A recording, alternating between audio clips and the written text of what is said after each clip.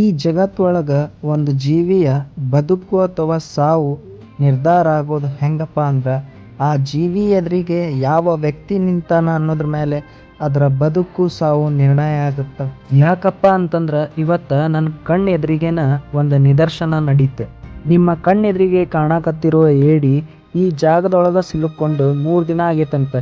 ಆದರೂ ಅದು ತನ್ನ ಪ್ರಾಣನ ತ್ಯಾಗ ಮಾಡಿಲ್ಲ. ಇನ್ನೂ ಬದುಕಿಗಾಗಿ ಹಂಬಲಿಸ್ತಾ ಸಾವು ಬದುಕಿನ ನಡಬರ್ಕ 3 ದಿನದಿಂದನೂ ಹೋರಾಡಕತ್ತೈತಿ.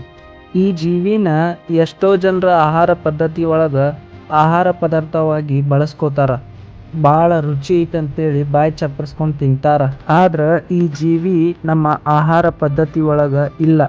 ಹಾಗಾಗಿ ಈ ಜೀವಿ ಮೇಲೆ ನಮ್ಗೆ ಭಾಳಷ್ಟು ಕರುಣೆ ಉಕ್ತು.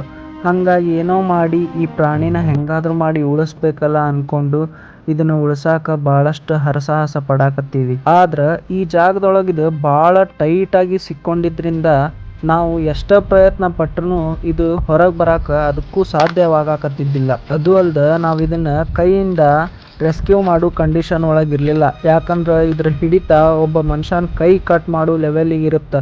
ಹಾಗಾಗಿ ನಾವು ಉದ್ದನ ಕಟ್ಗೆ ಯೂಸ್ ಮಾಡಿಕೊಂಡು ಇದನ್ನ ಹೊರ ತೆಗ್ಯಾಕ ಪ್ರಯತ್ನ ಪಡಾಕತ್ತೀವಿ. ಆದ್ರೆ ಸಾಧ್ಯವಾಗಕತ್ತಿಲ್ಲ. ಯಾಕಂದ್ರೆ ನಾವು ಅತಿಯಾದ ಪ್ರೆಷರ್ ಹಾಕಿದ್ರೆ ಆ ಜೀವಿಯ ಜೀವಕ್ಕೆ ತೊಂದರೆ ಆಗೋ ಸಾಧ್ಯತೆ ಭಾಳ ಇತ್ತು. ಹಾಗಾಗಿ ನಾವು ಏನೇ ಮಾಡಿದ್ರೂ ಭಾಳ ಹುಷಾರಾಗಿ ಅದನ್ನು ಹೊರಗೆ ತೆಗಿಯೋ ಕೆಲಸ ನಮ್ಮ ಮ್ಯಾಲಿತ್ತು. ಕೆಲಸ ನಾವು ಅಂದ್ಕೊಂಡಷ್ಟು ಸುಲಭವಾಗಿ ಸಾಧ್ಯವಾಗಲಿಲ್ಲ.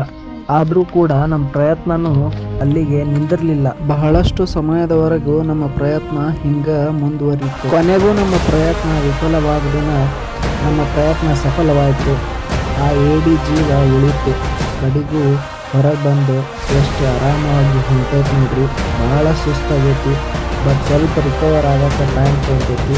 ಆದ್ರೆ ದೇವರು ಹಬ್ಬದ ದಿನ ನಮ್ಮ ಜೀವನ ಉಳಿಸಿದ. ಅದೇ ನಮ್ಗೆ ಇವತ್ತು ತಂದಿರುವಂಥ ಖುಷಿ.